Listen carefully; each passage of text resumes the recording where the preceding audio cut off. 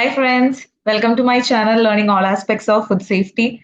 So in the last video, we had a brief introduction about what is food safety, how we can improve food safety, what are the five steps to having a safer food. We also discussed what is the importance of food hygiene in food premises, why it is so necessary. So we discussed that lack of proper food hygiene can lead to food poisoning, closure of business, loss of reputation of the business, etc., etc. We discussed in the last class.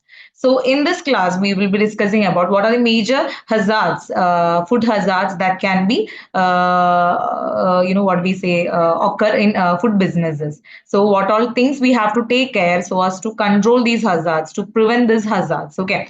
So we will discuss also about what is the hazard and what are the classification of hazards. Okay. So let's go into this PPT.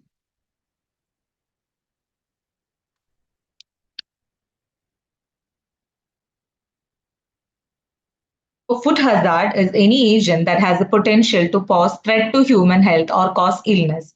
So when this hazardous agent is coming in contact with the food, it is then called as what? Contamination. We can tell the food is contaminated. Now, we are generally food hazards. They are classified by their sources into biological hazards, microbiological hazards, chemical hazards, physical hazards, and allergenic hazards. Okay. So we will discuss in detail about all these hazards. Okay. So you can see in this picture, microbiological hazards and allergenic hazard is not mentioned. Actually, microbiological hazards is a subset of biological hazards, and allergenic hazards we can tell it's a subset, not subset. It's coming under chemical hazards we can tell. So biological hazards you can see as the figure shows, it's actually living organisms. Okay, biological hazards, hazards that are caused by living organisms. And second one is also clear, chemical hazards. It can be due to toxins or chemicals. Okay, so this can be from cleaning or disinfecting agents or the use of pesticides, etc. Then physical hazards also, it's clear from the diagram. It can be the broken glasses, then what insects, okay, etc. will contribute to physical hazards. Okay, so again you can see down there is the definition. A food hazard is any agent that has the potential to pose a threat to human health or cause illness. Okay, and when the hazardous agent comes in contact with the food, it causes the food contamination. So this is what I have mentioned here, the same thing itself. Biological hazards, they are derived from living organisms. So biology means it is study of living organisms. So biological hazard, any hazard that is caused by living organisms. Then microbiological hazards, it is actually a subset of biological hazards which include bacteria, viruses, fungi, parasites, and bacteria and virus are responsible for the most foodborne illness. So microbiological hazards, we can tell it is the most important set of hazards because major cases of foodborne illness, right, or food poisoning, all are caused by this microbiological hazards. Okay. Then chemical hazards, as I mentioned earlier, it is mainly the toxins and chemical contaminants. So it can come from the cleaning agents which we are using, sanitizing agents which we are using, or it can be the natural toxins, drugs, the food preservatives or food additives, the pesticides which we use, then industrial chemicals and other toxins. Then allergenic hazards. Allergenic hazards, we can tell it's a subcategory of natural toxins within chemical hazards. So allergenic hazards mainly it involves the proteins in foods which are actually allergens to some people, allergic to some people. In some people, they can what we say, they can induce immunological response that can be very it can even lead to death actually. Okay, so there are 8 major food allergens which includes milk. So you have heard, right? Some people are allergic to milk. Some people are allergic to egg. Some people are allergic to crustaceans, this shellfish, etc. So that is what is allergenic hazards. Then physical hazards. So in physical hazards, it's actually the foreign objects. As I told you, it can be broken glasses or it can be nails If suppose the people who are handling the food, if their nails are not cut, and if they are not wearing hand gloves, it's easy that some of these things can be added up to the food that they are handling, isn't it? Or if they are wearing jewelries. Okay, so that's why we actually strongly recommend those people who are entering the food premises or those who are handling the food directly, they should wash their hands, they should not wear any jewelries, they should wear their hair cap, they should wear a mask, because even hair is actually an example of physical hazard. So this you have to be very clearly, you have to understand what all hazards there are chances to occur, and how we can control these hazards. Okay, now we can discuss in detail biological hazards. Okay, so as I told you, biological hazards contribute to the reported how much 48 million cases of foodborne illness worldwide every year. So it's a huge number. Okay, so we can now discuss some of the naturally occurring poisonous plants and fish. Okay, so here first we have discussed in this PPT is. Here first we have discussed in the slide is naturally toxic plants. So one is apricot kernels. So apricot kernels, they contain a compound called hydrogen cyanide, which is very toxic. Okay, so you can see the picture of apricot kernels, and even death cap mushrooms. So this death cap mushrooms also are very poisonous. So some people they mistakenly they take it for as edible mushrooms, and they consume it, and they get illness. Sometimes it can even lead to death. Okay, so that's why that name itself, death cap mushrooms. Okay, and herbal tea contaminated with deadly nightshade has caused illness. So this is a deadly nightshade picture. So that is again another one poisonous, naturally poisonous plant. Natural toxicants in plants, it includes glycoalkaloids. That is mainly found in the sprouts. Okay, sprouts and potatoes. Then furocoumarins. Okay, that is found in celeries. Then phytoestrogens, which is found in soya-based products. Then hydrogen derivatives, which are found in mushrooms. Okay.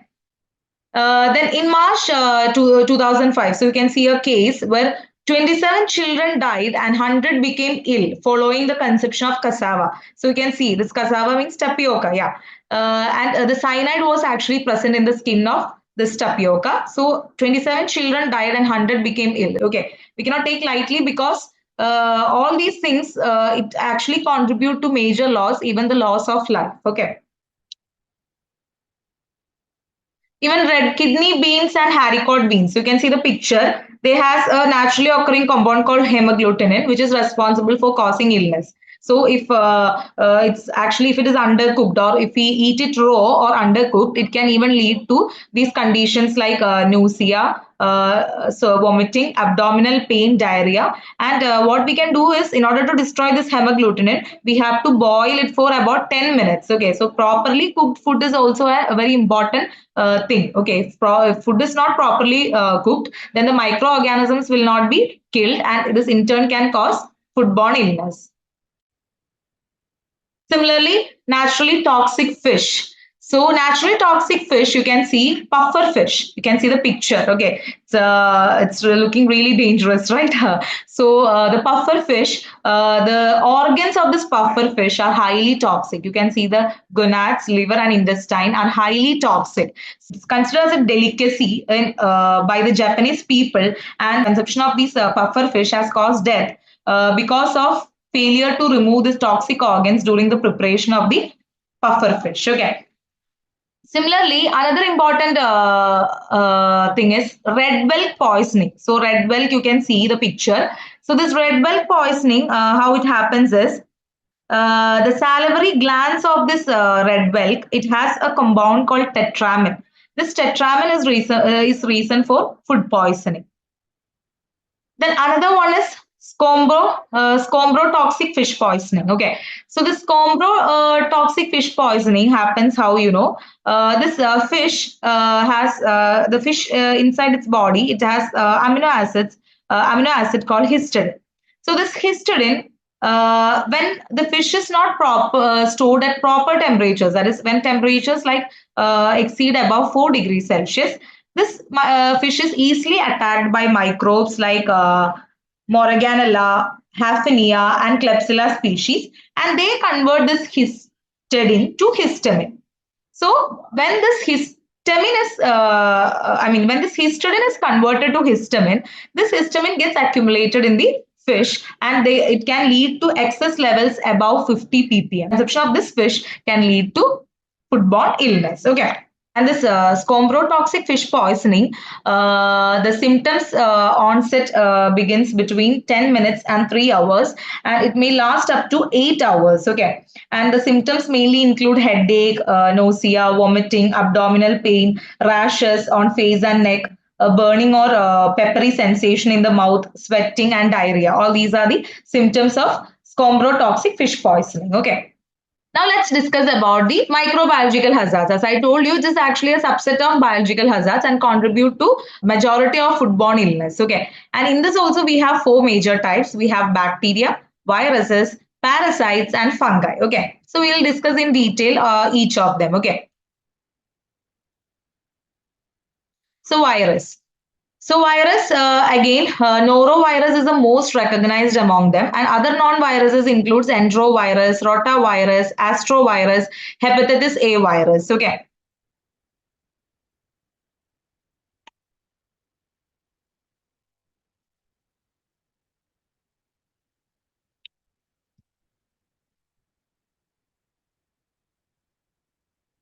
So virus, their peculiarity is that they're resistant to very intense conditions such as high acidity and heat, and they can be easily transferred from the food handlers to the food that is being prepared.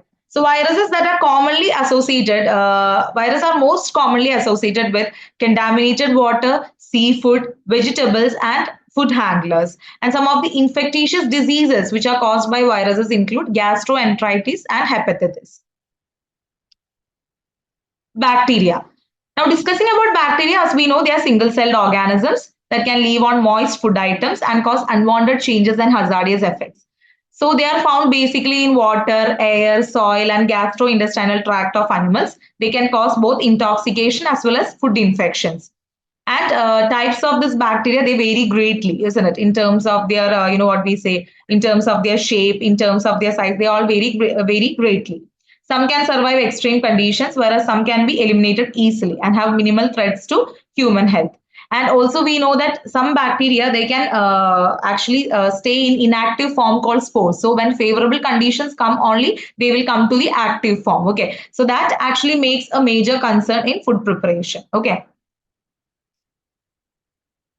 So you can see the bacteria picture, rod-shaped bacteria, cocci shape, spherical shape bacteria we have, rod shape bacteria we have. Okay, so they are, they vary greatly. Okay, in terms of their size, in terms of their shapes, etc.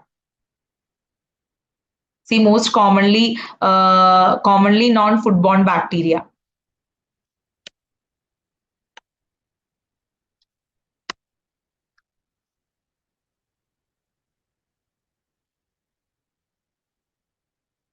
So most commonly not foodborne bacteria. This also you should have an idea about which all are found in which all type foods. Okay. So Escherichia coli, E. coli commonly found in water, leafy greens, raw milk and meat. Okay. Then Bacillus cereus is one bacterial species which is found in rice. Okay. And other starchy foods. So we should be able to understand like if it is in rice and starchy foods, it is Bacillus cereus. Salmonella, it's mainly found in poultry. Okay. Raw meat and poultry products. Staphylococcus, it is found in skin of food handlers. Okay. Listeria monocytogenes, they are found in unpasteurized milk, ice cream, and vegetables, mainly in frozen products. Then Campylobacter, commonly found in undercooked poultry. Clostridium perfringens or Clostridium botulinum. Clostridium botulinum, it is found in canned foods mainly. Okay. Then this one is found in undercooked meat products. Okay, so there are different kinds of bacteria, and the food item which they are targeting also is very different. So you should have an idea about all those things. Okay. Then parasites, yet another category. They are also type of microorganisms that gain their nutrition from the host. Okay, they can live again in moist foods and transfer to humans where they can cause foodborne illness. Okay. And examples of foodborne parasites include Trichinella species, commonly found in raw meats, okay, not cooked meat, raw meats, okay. Then Ptyctosporidium species found in raw milk and contaminated water, okay. So we discussed about viruses, we discussed about bacteria, then we discussed about parasites. Now the next category is fungi. That includes both yeast and mold. Okay, and they also can survive in acidic conditions and dry conditions. It makes them a critical concern for intermediate moisture foods will be there and preserved products, because they can survive in what we say in extreme conditions also they are able to survive. So that actually pose a very what we say a major challenge for the intermediate moisture foods and preserved products. Okay. Also, they produce toxins that are very hard to remove when they have contaminated the foods. Okay. Like mycotoxins, all we have learned in biology, all when you people have learned. So they produce toxins that are very hard to remove when they have contaminated food. For example, mycotoxins. Okay. So some of the most common foodborne fungi include particular species, which is found mainly in nuts and grains. So as I told you in the previous slide, it's found in dried products also. That is, grains and nuts are dried products. So in that also it is found. Then Candida species, which is again found in grains, dairy products, and processed meats. Now coming on to next hazards, that is physical hazards. So this you can see in the picture. The first picture it is actually showing what the jewelry, isn't it? Yeah. So this jewelries, food handlers, they should not wear any jewelry when they enter the food premises. Then you can see safety pins, sharp objects, then nails, then broken glasses, hair, then sand, then this screws, right? Then insects, stone, etc. are all coming under physical hazards. Okay, so it's any foreign object which enters into the food particle through either through food handlers or through raw materials, etc. So which factors can cause physical hazard? As I told you, raw materials. For example, bone from meats, if it is not fully removed, there's chance for consumer to chalk them. And similarly, fruits, twigs and leaves along with the fruits, they can be carriers of disease-causing organisms. Then other items like sugar, flour, and salt, which we are using in making food preparation, it will likely be that it can be contaminated with small rock particles. Okay. Then food handlers, their lack of proper hygiene can even lead to physical hazards like this to enter into the food materials. So that involves, so that's why we are strongly recommending that food handlers before entering the food premises should wear hairnet, gloves, mask, hair cap. They are all mandatory for food handlers, and they should not wear any jewelry. Also, they should cut their nails, keep all their hair strands inside their hair cap. Okay. Then similarly, pest, rodents, they can drop strands of hair. Also, insects, there is chance to get into food and they break into pieces as they mix with the food. And some birds also, they can make droppings anywhere. So the storage unit, so that all we will be discussing in detail, how all we can achieve, what we say, proper food hygiene, how we can, what we say, keep all the facilities clean. Okay. So the places where we store the food, okay, or places where we store the raw materials, all should be clean. Okay, everywhere there's chances for all these hazards. Okay, so that probability that a hazard can occur, that we call it as risk. So we have to minimize the risk so as for producing the safe food which is fit for consumption. Okay. Similarly, the next point, that is production equipment. So equipments also we have to clean what we say, thoroughly. Okay, because also we have to check if this equipment is old, if it is rusted or not. So if it is rusted, there is chance that pieces of metals, plastics can fall into the food materials during the processing. Okay. And also screws, broken glasses, nails, all can mix up with the food in the kitchen or production unit. Now, two more hazards are there. That is chemical hazards and allergenic hazards that I will explain to you in coming classes. Now, when we consider the people who are at the risk, so we can tell that there are some vulnerable groups. That is, some people, they are more, what we say, there is more chance of getting this foodborne illness, or they are more at risk. So these are pregnant women, young children, infants, older people who have very weakened immune system. Okay, for example, people with medical conditions like diabetes, liver disease, kidney disease, or those who have done organ transplantation, or those people with HIV, AIDS, etc. They are at more risk. Okay. Also, people taking certain kinds of medications, like some people who are at taking doing chemotherapy, or who are under radiation treatment. These are all the vulnerable groups. Okay. So we can see the picture: pregnant women, infants and young children, older adults, and people with weakened immune system. Okay. So that's up for today's class. So I hope you had a knowledgeable session with me. So just briefing up what we just discussed in today's class. We discussed what is food hazard. So also we discussed about types of food hazards: biological hazards, microbiological hazards, physical hazards, chemical hazards, allergenic hazards. Chemical and allergenic will be dealt in as a separate topic in next class. And also, we discussed about biological hazards is something that is derived from living organisms. We discussed about some naturally occurring plants and naturally occurring. We discussed about naturally toxic plants and naturally toxic fish. We also discussed about microbes, bacteria, fungi, virus, parasites. Also, we discussed about physical hazards, what all can be done to prevent the physical hazards, and also we discussed what are the factors that is causing this physical hazards to enter to food premises. Also, we had a discussion about who are the people at more risk of having this foodborne illness: pregnant women, young children, people with weakened immune system, and people who are taking certain medications or who are under radiation and immunotherapy. So I hope today's session was really useful to you. And if you have any suggestions, if you have any comments, please do mention in the comment box. Anyway, thanks for watching this video. If you like this video, please like, share, and subscribe to our channel, Learning All Aspects of Food Safety. Thank you.